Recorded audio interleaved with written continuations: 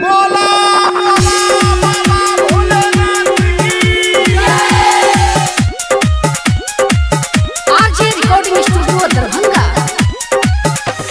सावन महीना कमर उठेबै सुल्तानगंज से जल भर लेबै। सावन महीना कमर उठेबै सुल्तानगंज से जल भर लेबै। देवघर नगरी चल जेबै, देवघर नगरी चल जेबै। ओ भोला बाबा, ओ भोला बाबा हमरा आशीर्वाद देतै, हमर पाप या धर्म सब नष्ट हेतै। भोला बाबा हमरा आशीर्वाद देतै, हमर पाप या धर्म सब नष्ट हेतै। बोला शंकर भगवान की जय। RJ recording studio Darbhanga.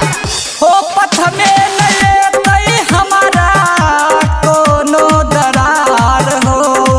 ओ बाबा के भक्ति में रहबै हरदम हो, रहबै हरदम हो।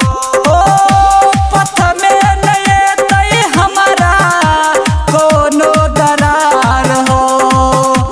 बाबा के भक्ति में रहबै हरदम हो, रहबै हरदम हो। ध्यान मगन से पूजा हम करबै, हमरा से पहले बाबा नाम तोहर, हमरा से पहले बाबा नाम तोहर। हो भोला बाबा, हो भोला बाबा हमरा आशीर्वाद देतै, हमर पाप या धर्म सब नष्ट हेतै। भोला बाबा हमरा आशीर्वाद देतै, हमर पाप या धर्म सब नष्ट हेतै।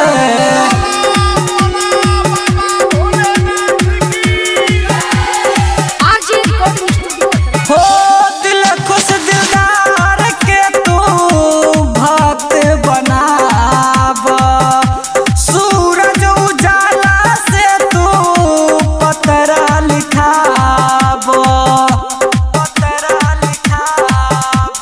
हो दिल खुश दिलदार के तू भक्त बनाब, सूरज उजाला से तू पतरा लिखाब, पतरा लिखाब।